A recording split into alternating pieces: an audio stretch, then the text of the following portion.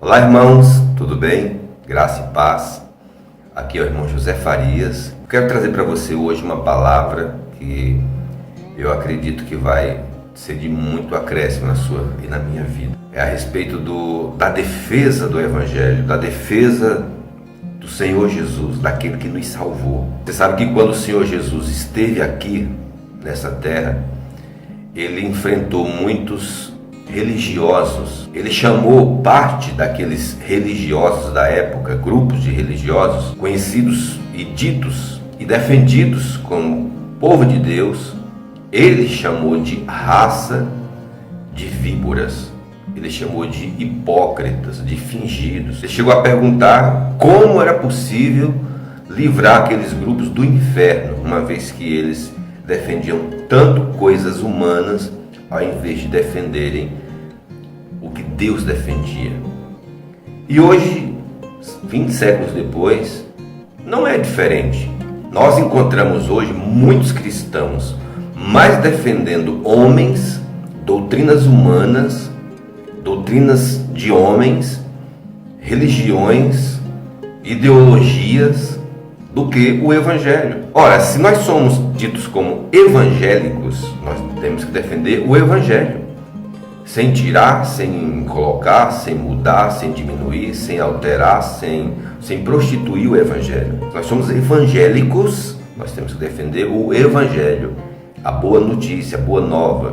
Nós temos que defender o que Jesus defendeu. O Senhor Jesus, para pregar a verdade, para ensinar a verdade, para viver a verdade, ele teve que ser radical. Em momento algum você vê Jesus negociando, por exemplo, com Roma, amenizando. Quando Herodes disse, através dos fariseus, que ia matar Jesus, Jesus não se escondeu numa caverna, ele não amenizou o tom, ele não diminuiu o seu discurso, ele não pediu desculpas. Ele chamou Herodes de raposa, A época de Jesus chamar alguém de víbora, de raposa ou de hipócrita era uma ofensa muito grande.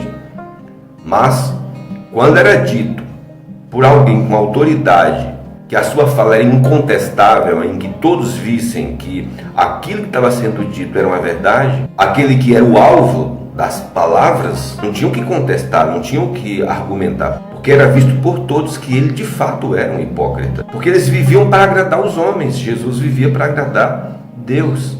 Então, se nós somos cristãos, nós temos que defender o que Jesus defende. Hoje nós encontramos grupos de cristãos que têm mais energia, mais vontade, mais disponibilidade, mais voz para defender homens, e não importa quem seja. Pode ser um passador de pano, de rachadinha e protetor de filho mimado, como ex-presidiário, como coronel do Ceará, não importa. Às vezes a gente conversa com cristãos que eles estão mais dispostos a defender homens e ideologias humanas que um líder, um pastor predileto dele diz, do que o que Jesus diz. E às vezes quem defende o Evangelho se torna o chato, o xarope, o cara chato, insuportável. Você consegue imaginar o apóstolo Paulo, o apóstolo João, o apóstolo Pedro, com uma camisa Herodes livre, Pilatos, o mito, César Augusto, o maravilhoso? Não, você não consegue imaginar um negócio desse. Por quê? Porque eram homens que serviam a homens, eram homens escravizados por sistemas, que quando uma vez eles entenderam que eram livres em Jesus, eles passaram a defender Jesus. Por que você acha que eles morreram? Por que você acha que eles eram alguns crucificados de cabeça para baixo como Pedro? Por que você acha que eles eram colocados em fogueiras? Por que você acha que eles eram mortos a fio de espada como foram os apóstolos de Jesus? Mas não, hoje nós vivemos uma modernidade em que se tornou bonito, se tornou fofo defender homens. E onde é que está a defesa do Evangelho? Nós estamos no mês de novembro de 2021. Daqui a pouco vai começar o barulho das eleições de 2022. E o que nós iremos ver? O que vimos em 2018. Uma galera desesperada defendendo homens. todo mundo disponível nas redes sociais. Não, é fulano, é direita, é esquerda, é centro-direita, é centro-esquerda. E a defesa do Evangelho? Você está disposto a brigar pelo Evangelho de Jesus Cristo? Os religiosos, eles defendem suas bandeiras. Eles se vestem, eles se colocam indumentárias, eles se caracterizam com roupas que, ao você encontrar com eles, você já identifica que bandeira ele defende. Eu não estou dizendo que para nós defendermos o Evangelho, nós temos que andar agora só de terno e gravata com a Bíblia debaixo do braço, ou com as mulheres de saião, de cabelo grande, sem depilar. Não estou falando isso. Não é uma indumentária que vai me identificar que se eu sou cristão. Eu posso estar vestido com um terno com a Bíblia debaixo do braço e não defender o Evangelho. Defender o Evangelho vai muito além de estereótipos. Defender o Evangelho vai muito além de uma vestimenta que, ao alguém olhar para mim, vai me identificar como um cristão. Defender o Evangelho é, na roda dos escarnecedores, como identifica ali o Salmo 1, eu defender o Evangelho.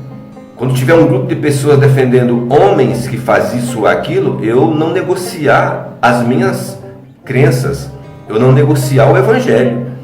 Defender o Evangelho é não negociar o Evangelho. O Salmo 1 diz que feliz é o homem que não anda segundo o conselho dos ímpios. Se o ímpio dá um conselho, eu fico com o conselho de Deus. Não se detém no caminho dos pecadores. O que é se deter no caminho dos pecadores? É negociar e abrir concessões para aquilo que os pecadores defendem. Não se assenta à roda dos que escarnecem de Jesus. Não se assentar à roda dos que escarnecem do Evangelho.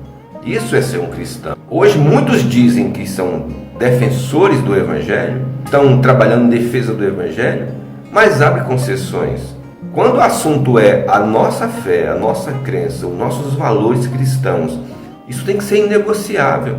Ah, mas eu vou andar na contramão do mundo? Você não é do mundo. Se você é um cristão, você já não é desse mundo. Existem dois tipos de escândalos que um cristão no século XXI pode causar. O primeiro é o homem natural olhar para ele e dizer assim: peraí, mas ele não é cristão, por que ele está fazendo isso? E ser escandalizado com um falso testemunho que eu esteja apresentando. A pessoa olhar para mim e dizer assim: mas eu esperava de qualquer pessoa esse tipo de comportamento, menos dele que é cristão.